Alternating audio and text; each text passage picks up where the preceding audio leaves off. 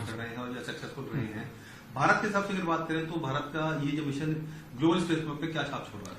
देखिए, अगर जब कल सॉफ्ट लैंडिंग हो जाएगी, जो कि मुझे पूरा विश्वास है कि होगी, हम दुनिया के उन 4 देशों में से एक हो जाएंगे जिन्होंने मून पर सॉफ्ट लैंडिंग की है। इतने सारे देशों में सिर्फ 4 ही देश हैं जो ये कर पाएंगे जब हम कल लैंड हो जाएंगे।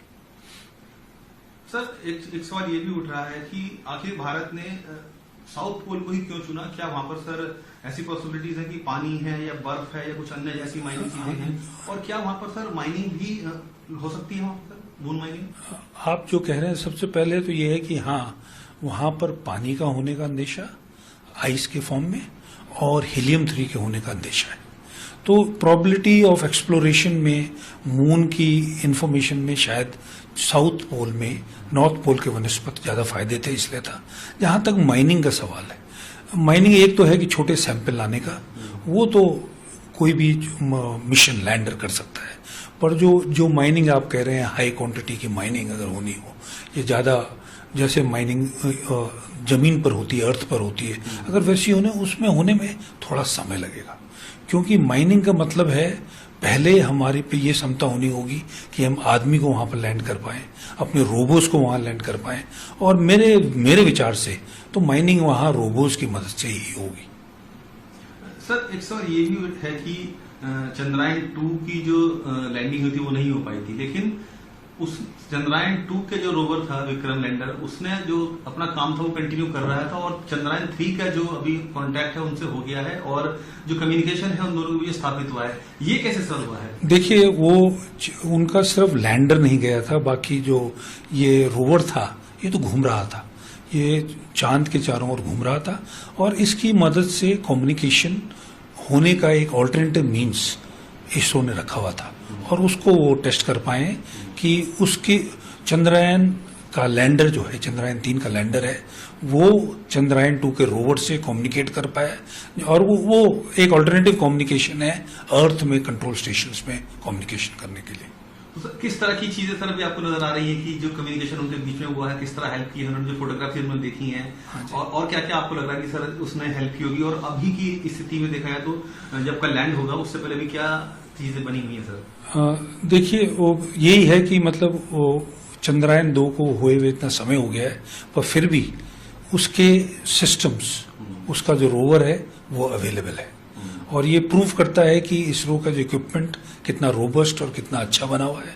और मुझे तो इस बार पूरा विश्वास है कि चंद्रयान 3 में जितनी खामियां पिछली बार चंद्रयान 2 की थी, उसको देखते हुए चंद्रयान 3 को ऐसा इफेक्टिव बनाया है कि ये लैंडर निश्चय ही सक्सेसफुल होगा। सर, ये भी जानकारी आ रही है कि जो लैंडर है उसके जो पिलर्स, जो लेग्स हैं, बता रहे हैं कि बहुत मजबूत बनाए गए हैं इस बार, ताकि जो सॉफ्ट लैंडिंग जब हो तो क्रैश होने का कोई खतरा ना हो। जी हाँ, इस बार सर किस तरह का वो जो लैंडर बनाया गया है, उसकी क्षमता ये बढ़ाई गई कि उनकी जो लेग्स हैं उनको और स्ट्रांग बनाया गया है कि थोड़ा अगर स्ट्रांग झटके से भी लैंड हो तो वो फिर भी ठीक से लैंड हो पाए और टॉपल ना हो। यही कारण है कि सर जो चंद्रयान 2 थोड़ा सा मिशन अनसक्सेसफुल रहा था, उससे सीख लिया हमारे? डेफिनेटली, इसरो के चेयरमैन के अनुसार सारे लेसन्स, जो खामियां उसमें पाई गई थी, उनको इसमें दूर किया गया है, और ये जैसे उनके हिसाब से एक फेल सेफ मिशन है। जैसे अब इस बार जगह भी जो चुनी है वो छोटी नहीं है, ज्यादा बड़ी जगह चुनी है कि अगर लैंडर को थोड़ा दाहिने या बाएं जाना पड़े तो 4x2 के इलाके में जाके कहीं भी लैंड कर पाए। सर, चूंकि आप स्पेस के लिए काम करते हैं, इंडियन स्पेस एसोसिएशन से हैं, कितना आपको एक ये मोटिवेशन है कि ये जब ये लैंड करेगा तो भारत के लिए आने वाले समय में सर क्या क्या दरवाजे खुलने वाले हैं स्पेस में?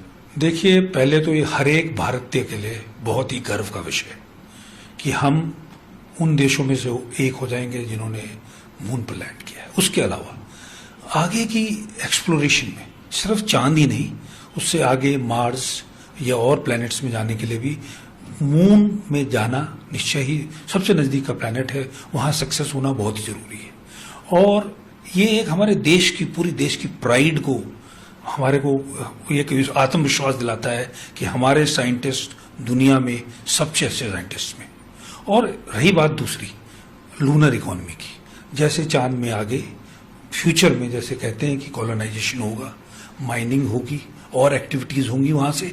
इन एक्टिविटीज़ का हिंदुस्तान भी लीडिंग हिस्सेदार होगा और उस हिस्सेदारी में मुझे पूरा विश्वास है कि इंडिया की प्राइवेट कंपनीज भी साथ में पार्ट लेंगी। देश विदेश की खबरों को देखने के लिए हमारे चैनल रोशनी न्यूज़ को सब्सक्राइब कीजिए और बेल आइकन दबाना ना भूलिएगा।